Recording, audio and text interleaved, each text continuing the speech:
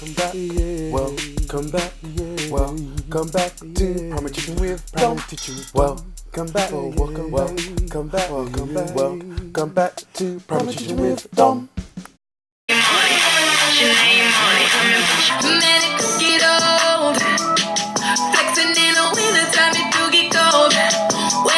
Hello and welcome back to Primary Teaching with Dom. So this is a video about the professional skills test. I said I would make this video and I read up a little bit more about it.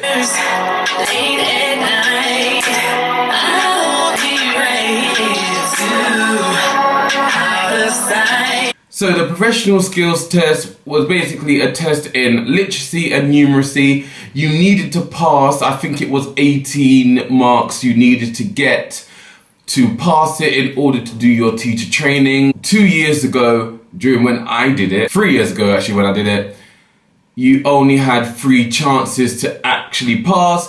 If you didn't pass within those 3, you'll be locked out for 2 years. You have to wait 2 years and then you'll be able to do it again.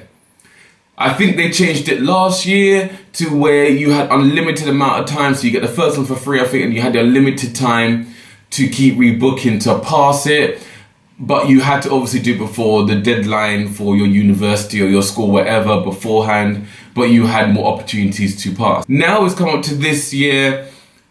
The government have changed it. So what they have decided to do, because there's a shortage of teachers within the UK right now, they need more teachers to come in. And they have seen, due to those professional skills tests, about 10 to 20% of teachers that would have been in the profession were not able to get in due to the fact that they have not passed, that they failed, and some of them just lost courage and said, forget this, if I can't do this, I'm not going to do it.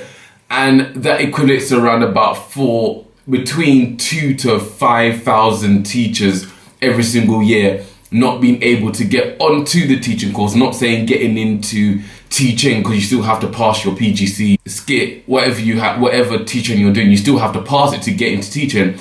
I'm specifically talking about teachers just getting onto the course in the first place. And these are teachers who would have been exceptional. These are teachers that would have been great for children, but due to the actual skills test, they were not able to get in. They have introduced now where it's your course provider that will decide whether you are proficient in your English and maths to get onto the course. When you get onto it, you will do some sort of a test to see what your maths and English is like, but you don't need to pass. They will give you help and guidance. I'm guessing if you're really, really, really bad, you would need a lot more help and guidance.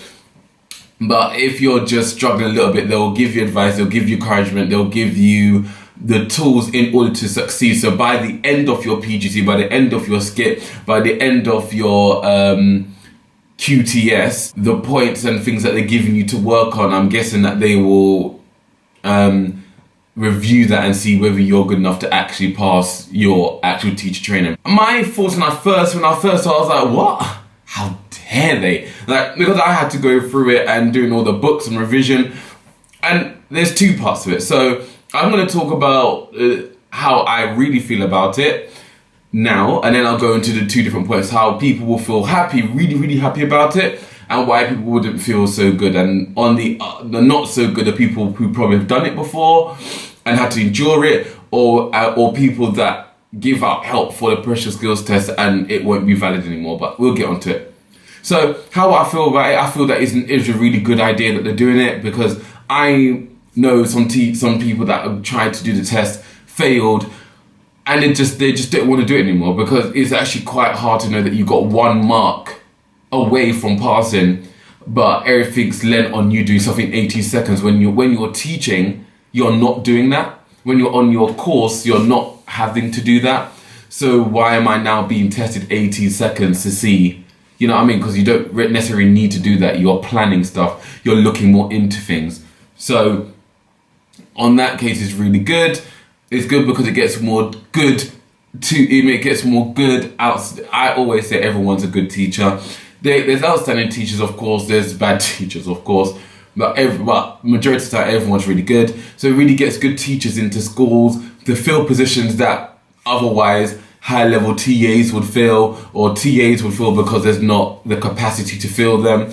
So it gets people into it. It will build more of a positive repertoire for teachers. So it builds that capacity. It gets more diverse inclusivity into teaching. Gets more males, gets more females, gets more older people, younger people, all into the teaching profession to create a better professional working environment. I would assume it does all that, and it also eliminates people feeling horrible about themselves for not being able to pass a maths and English test, that they haven't been looking at maths and English for years. Because I went on my course, I did early childhood studies and history. Who cared about maths or English at the time? I didn't care about conjunctions and time adverbials during it. Like it wasn't a concern.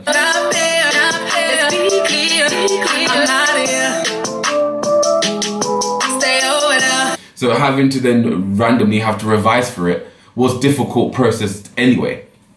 And that deters people. That's my opinion. And that's one side, and that's why it's a good thing. The bad thing to that is that there's people who help people in professional skills tests that won't be able to do that kind of thing anymore because it won't be that tailored. There's people who write books about it that won't necessarily get the opportunity to really sell those books as much because there's not a professional skills test like that anymore. And then my poor video won't get views anymore.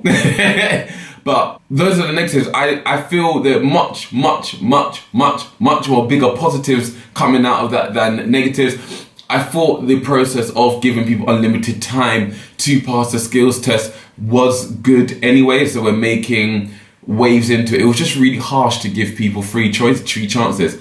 Really harsh. And there's some people that literally would have been teaching the same time as me, but that weren't allowed to because they were locked out for 2 years. So and that was harsh. That when I was told I had 3 chances and if I failed I'll be locked up for 2 years, I was like, wow. It put so much pressure on me to pass, especially when I failed maths the first time. I felt sick. I was like, oh, I can't do this because I passed English. If I don't pass maths now, I'm locked up for 2 years. What am I going to do? I don't want to go back to retail work. I don't. This rolls out April 2020, so next year. So if you are currently going to do a PGCE course this year, for next year, then you still have to take the test. So you'll be one of the last people to do the test.